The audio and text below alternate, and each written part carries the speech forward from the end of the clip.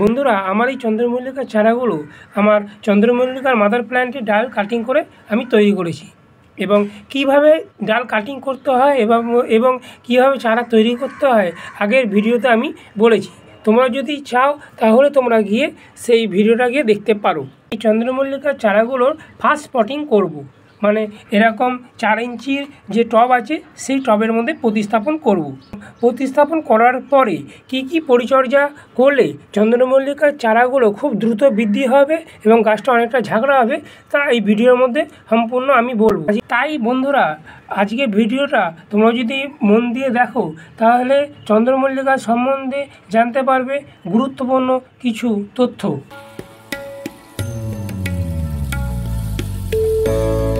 নমস্কার বন্ধুরা, সঞ্জয় হর্টিকালচার চ্যানেলে তোমাদের সবাইকে স্বাগত। বন্ধুরা, আজকে টাইটেল আর থাম্বনেল দেখে বুঝে গেছো যে আজকে আমি কি বিষয় নিয়ে আলোচনা করব। আজকে আমি 4 ইঞ্চি টবের মধ্যে চন্দ্রমল্লিকার চারাগুলো প্রতিস্থাপন করব।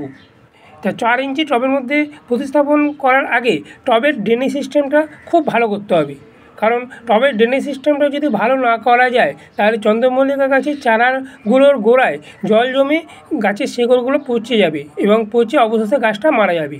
আজকে আমি একটা চন্দ্রমল্লিকা গাছের চারা প্রতিস্থাপন করে তোমাদের দেখিয়ে দেবো যে কীভাবে প্রতিস্থাপন করতে হয়। 4 ইঞ্চি টবের মাঝখানে যে একটা হোল থাকে সেই হোলটাকে এরকম খোলাম কুচি দিয়ে মুখটাকে আগে বন্ধ করে দিতে হবে। বন্ধ করে দেওয়ার পরে কিছু ছোটো ছোটো যে স্টোন চিপ আছে এই ছোটো ছোটো স্টোন চিপ দিয়ে এই খোলাম কুচিটাকে ঢেকে দিতে হবে। আর ঢেকে দেওয়ার পরে লাল যে মোটা বালি, বিল্ডিং করে যে লাল বালি, সেই বালিটা উপরে এইভাবে একটা বেড তৈরি করে দিতে হবে। গাছটা বসাবার আগে এই বাড়িটা যদি টবের নিচে দেওয়া যায় তাহলে কিন্তু যতই বৃষ্টি হোক না কেন জলটা গাছের গোড়ায় জমবে না, টবের হোল দিয়ে জলটা সহজেই বেরিয়ে যাবে। তো এইভাবে একটা একটা করে আমি 4টে টবের ড্রেনেজ সিস্টেমটা বানিয়ে ফেললাম। এরপরে গাছগুলোকে আমি প্রতিস্থাপন করব। প্লাস্টিকের কাপগুলোকে আমি এরকম একটা কাঁচির সাহায্যে কেটে গাছগুলোকে বের করে নেব।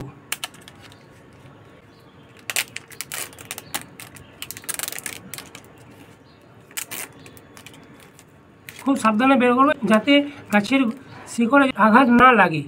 বন্ধুরা, এইভাবে আমি চন্দ্রমল্লিকার চারাগুলো প্লাস্টিক কাপ থেকে কেটে বের করে নিলাম এবং চন্দ্রমল্লিকা গাছের চারাগুলোতে দেখো কত শিকড় বেরিয়ে গেছে। 4টে চন্দ্রমল্লিকা গাছের চারা প্রতিস্থাপনের জন্য এখানে আমি যে মাটিটা নিয়েছি সেটা হচ্ছে 1 ভাগ মাটি, 1 ভাগ লাল বালি, যেটা বিল্ডিং করে সেই লাল বালি মোটা বালি 1 ভাগ, আর নিয়েছি এখানে আমি 1 ভাগ ভার্মি কম্পোস্ট। তোমরা ভার্মি কম্পোস্টের পরিবর্তে তোমরা পাতা পচা সার বা 1 বছর পুরনো গোবর সারও নিতে পারো। 1 চা চামচ চুনের গুঁড়ো, মানে মাটিটাকে শুদ্ধিকরণের জন্য নিয়েছি।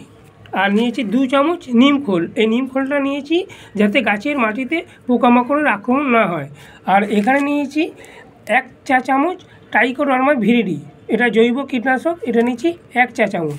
এই পুরো পরিমাণটা নিয়েছি আমি 4টে 4 ইঞ্চি টবের মাটির জন্যে। একটা যদি 4 ইঞ্চি টবেতে তোমরা গাছ করো তার জন্য তোমরা সেম জিনিসগুলোই নেবে, কিন্তু পরিমাণটা কম নেবে। এই সব উপাদানগুলো এইভাবে একে অপরের সাথে খুব ভালোভাবে মিশিয়ে মাটিটার সাথে ভার্মি কম্পোস্ট, তারপরে জৈব কীটনাশক, নিমখোল, বালি সব একে অপরের সাথে খুব ভালোভাবে মিশিয়ে তারপর আমি গাছগুলোকে 4 ইঞ্চি টবের মধ্যে প্রতিস্থাপন করব। এইভাবে মাটিটা টবের মধ্যে দিয়ে হালকা হালকা করে চেপে দিতে হবে। চেপে দিলে কি হবে, চেপে দিলে মাটির ভেতরে যে হাওয়া বাতাস থাকে সেইগুলো বেরিয়ে যাবে। এটা খালি চন্দ্রমল্লিকা গাছের চারা প্রতিস্থাপনের জন্যই নয়, ছাদ বাগানে যত গাছ আছে এইভাবে টবের মাটিগুলো এইভাবে যখন প্রতিস্থাপন করা হবে তখন এইভাবে মাটিগুলো হালকা হালকা করে চেপে দিতে হবে। চেপে তারপরে গাছটাকে বসাতে হবে। বন্ধুরা, এইভাবে আমি একটা একটা করে 4 ইঞ্চি টবে চন্দ্রমল্লিকার চারাগুলো প্রতিস্থাপন করে দিলাম।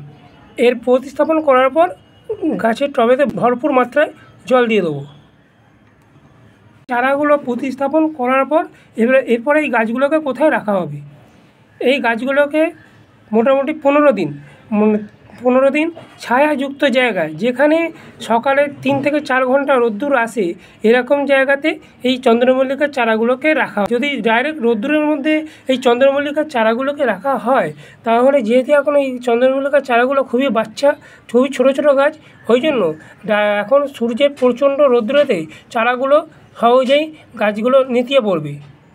ওই জন্য যেখানে সকালের হালকা রোদ্দুরটা আসে, সেইখানে 3 থেকে 4 ঘন্টা যেখানে হালকা সকালের রোদ্দুরটা আসে, সেরকম জায়গায় চন্দ্রমল্লিকার চারাগুলোকে রাখতে হবে। আর যাদের আমার মতন কোনো রকম শেড নেই, ছাদে তো কোনো রকম শেড নেই, তারা কি করবে, তারা বড় বড় যে টগর গাছ বা জবা গাছ আছে, সেই বড় বড় টবের নিচেতে এই গাছগুলোকে ছায়াযুক্ত জায়গাতে রেখে দিতে হবে। এবং বৃষ্টির জল চন্দ্রমল্লিকা গাছে কোনো রকম ক্ষতি করে না। বৃষ্টির জলটা যদি টবের মাটিতে বসে যায়, তাহলে চন্দ্রমল্লিকা গাছের চারাগুলোর শিকড়গুলো পচতে আরম্ভ করবে এবং ধীরে ধীরে গাছটা মারা যাবে। তাই অবশ্যই ড্রেনেজ সিস্টেমটা সবসময় তোমাদের নজর রাখতে হবে, যাতে গাছের গোড়াতে জলটা না জমে। চন্দ্রমল্লিকা গাছের চারাগুলো প্রতিস্থাপন করার 1 সপ্তাহ পর সে মাটিতে কিছু খাবার দিতে হবে, যে খাবারটা দিলে গাছটা খুব তাড়াতাড়ি সহজে দ্রুত বৃদ্ধি পাবে এবং গাছের অসংখ্য পরিমাণে শিকড় আসবে। এর জন্য কী করতে হবে, NPK 12-61-0, এরকম যে সাদা জিনিসটা দেখছো এটা হচ্ছে 12-61-0। এই 12-61-0 2 গ্রাম 1 লিটার জলে গুলে তার থেকে 150 থেকে 200 ml মতো জল 1 সপ্তাহ অন্তর অন্তর, মানে মোট 2 বার, সপ্তাহে 1 বার করে মোট 2 বার টবে মাটিতে দিয়ে দিতে হয়। আর দিয়ে দিলেই গাছের শিকড় আসবে প্রচুর পরিমাণে এবং গাছটাও খুব তাড়াতাড়ি দ্রুত বৃদ্ধি পাবে। আর তোমাদের হাতের কাছে যদি এই 12-61-0 না থাকে, তাহলে তোমরা কি করবে, তোমরা খালি গাছটা বসাবার 1 সপ্তাহ পর এরকম যে DAP, এটা হচ্ছে DAP, এই DAPর 4টে দানা, 4 ইঞ্চি টবের 4টে দানা কিনারা বরাবর দিয়ে দেবে। আর এই DAP দানাটা একবারই দেবে। দেওয়ার ফলে কী হবে, দেওয়ার ফলে চন্দ্রমল্লিকা গাছের চারাগুলোর নিচ থেকে অসংখ্য পরিমাণে শিকড় বেরোবে। চন্দ্রমল্লিকা গাছের চারাগুলো আমি পুরো 1 মাস আমি এই 4 ইঞ্চি টবের মধ্যে রাখবো এবং অক্টোবর মাসের প্রথম দিকে এই চন্দ্রমল্লিকা গাছের চারাগুলো ফাইনাল পটিং করব।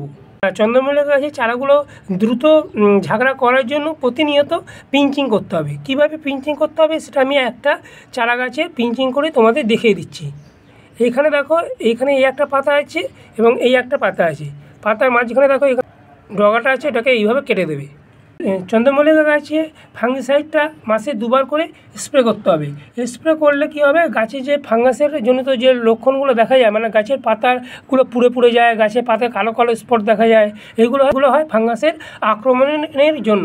ওই জন্য মাসে 2 বার তোমাদের ফাঙ্গিসাইডটা গাছের পাতাতে স্প্রে করতে হবে। সবথেকে ভালো ফাঙ্গিসাইড হচ্ছে ব্লাইটক্স।